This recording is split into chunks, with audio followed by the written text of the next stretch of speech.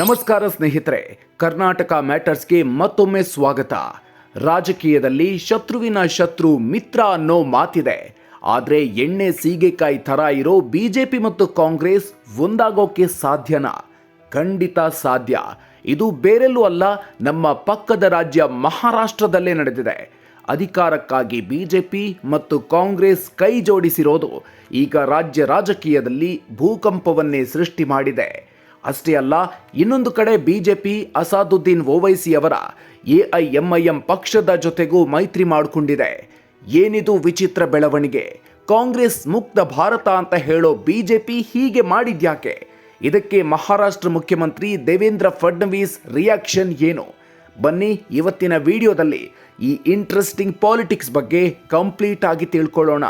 ಅದಕ್ಕೂ ಮೊದಲು ನೀವಿನ್ನೂ ನಮ್ಮ ಕರ್ನಾಟಕ ಮ್ಯಾಟರ್ಸ್ ಚಾನಲ್ಗೆ ಸಬ್ಸ್ಕ್ರೈಬ್ ಆಗಿಲ್ಲ ಅಂದರೆ ಈಗಲೇ ಸಬ್ಸ್ಕ್ರೈಬ್ ಆಗಿ ಬೆಲ್ ಐಕಾನ್ ಪ್ರೆಸ್ ಮಾಡಿ.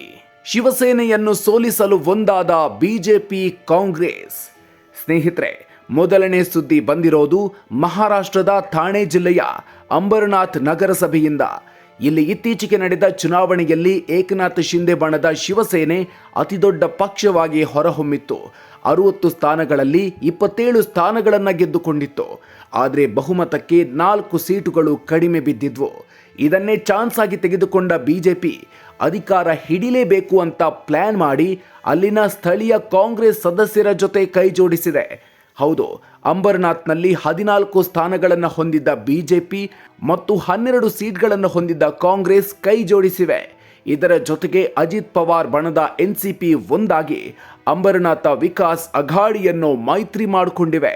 ಇದರಿಂದ ಏನಾಯ್ತು ಗೊತ್ತಾ? ಏಕನಾಥ್ ಶಿಂದೆ ಶಿವಸೇನೆ ಬಣ ಅಧಿಕಾರದಿಂದ ಹೊರಗೆ ಉಳಿಯಿತು.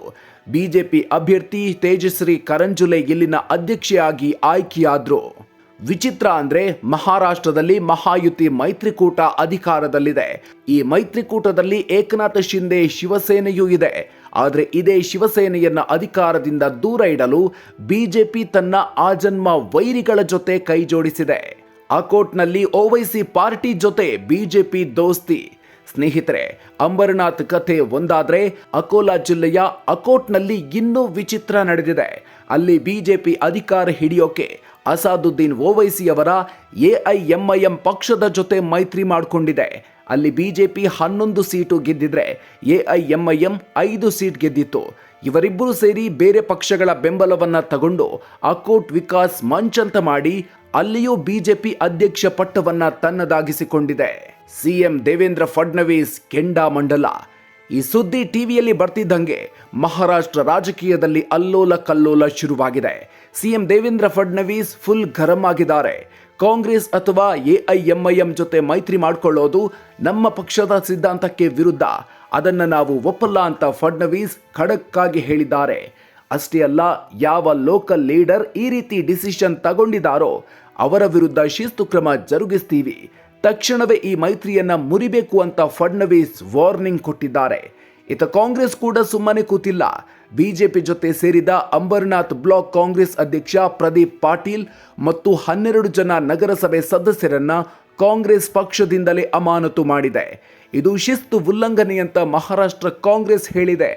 ಈ ಘಟನೆ ಬೆನ್ನಲ್ಲೇ ಏಕನಾಥ್ ಶಿಂದೆ ಬಣದ ಶಿವಸೇನೆ ನಾಯಕರು ಬಿಜೆಪಿಯ ಕಾಲೆಳಿತಿದ್ದಾರೆ.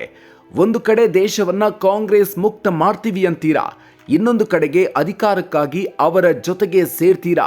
ಇದು ಯಾವ ಸೀಮೆ ಸಿದ್ಧಾಂತ ಅಂತ ಶಿವಸೇನೆ ಶಾಸಕ ಬಾಲಾಜಿ ಕಿಣಿಕರ್ ಪ್ರಶ್ನೆ ಮಾಡಿದ್ದಾರೆ. ಆದರೆ ಸ್ಥಳೀಯ ಬಿಜೆಪಿ ನಾಯಕರು ಹೇಳ್ತಾ ಇರೋದು ಬೇರೆ. ನಮ್ಮ ಊರಲ್ಲಿ ಕರಪ್ಷನ್ ನಿಲ್ಲಿಸೋಕೆ ಮತ್ತು ಅಭಿವೃದ್ಧಿ ಮಾಡೋಕೆ ನಾವು ಒಂದಾಗಿದ್ದೀವಿ. ಹಳೆ ಶಿವಸೇನೆ ಆಡಳಿತದಲ್ಲಿ ತುಂಬಾ ಭ್ರಷ್ಟಾಚಾರ ಆಗಿತ್ತು ಅಂತ ಸಮರ್ಥಿಸಿಕೊಂಡಿದ್ದಾರೆ. ಸ್ನೇಹಿತರೆ, ಒಟ್ಟಿನಲ್ಲಿ ಹೇಳೋದಾದ್ರೆ ಲೋಕಲ್ ಪಾಲಿಟಿಕ್ಸ್ನಲ್ಲಿ ಅಧಿಕಾರ ಹಿಡಿಯೋಕೆ ಸಿದ್ಧಾಂತಗಳು ಅಡ್ಡ ಬರೋದಿಲ್ಲ ಅನ್ನೋದು ಮತ್ತೊಮ್ಮೆ ಸಾಬೀತಾಗಿದೆ. ಆದರೆ ಹೈಕಮಾಂಡ್ ವಾರ್ನಿಂಗ್ ನಂತರ ಈ ವಿಚಿತ್ರ ಮೈತ್ರಿ ಮುಂದುವರಿಯುತ್ತಾ ಅಥವಾ ಮೈತ್ರಿ ಮುರಿದು ಬೀಳುತ್ತಾ ಅನ್ನೋದನ್ನ ಕಾದು ನೋಡಬೇಕು. ನಿಮ್ಮ ಪ್ರಕಾರ ಲೋಕಲ್ ಎಲೆಕ್ಷನ್ಗಳಲ್ಲಿ ಬಿಜೆಪಿ ಮತ್ತು ಕಾಂಗ್ರೆಸ್ ಒಂದಾಗಿದ್ದು ಸರಿಯಾ ಅಥವಾ ಇದು ಮತದಾರರಿಗೆ ಮಾಡೋ ದ್ರೋಹನ? ನಿಮ್ಮ ಅಭಿಪ್ರಾಯವನ್ನು ಕಾಮೆಂಟ್ ಮಾಡಿ ತಿಳಿಸಿ. ಈ ಇಂಟ್ರೆಸ್ಟಿಂಗ್ ರಾಜಕೀಯ ಸುದ್ದಿ ನಿಮಗೆ ಇಷ್ಟ ಆಗಿದ್ರೆ ಲೈಕ್ ಮಾಡಿ, ಶೇರ್ ಮಾಡಿ. ಇಂಥ ಇನ್ನಷ್ಟು ಅಪ್ಡೇಟ್ಗಳಿಗಾಗಿ ಕರ್ನಾಟಕ ಮ್ಯಾಟರ್ಸ್ ಚಾನಲ್ಗೆ ಸಬ್ಸ್ಕ್ರೈಬ್ ಆಗೋದನ್ನು ದಯವಿಟ್ಟು ಮರಿಬೇಡಿ. ಮುಂದಿನ ವಿಡಿಯೋದಲ್ಲಿ ಮತ್ತೆ ಸಿಗೋಣ. ಅಲ್ಲಿವರೆಗೂ ನಮಸ್ಕಾರ.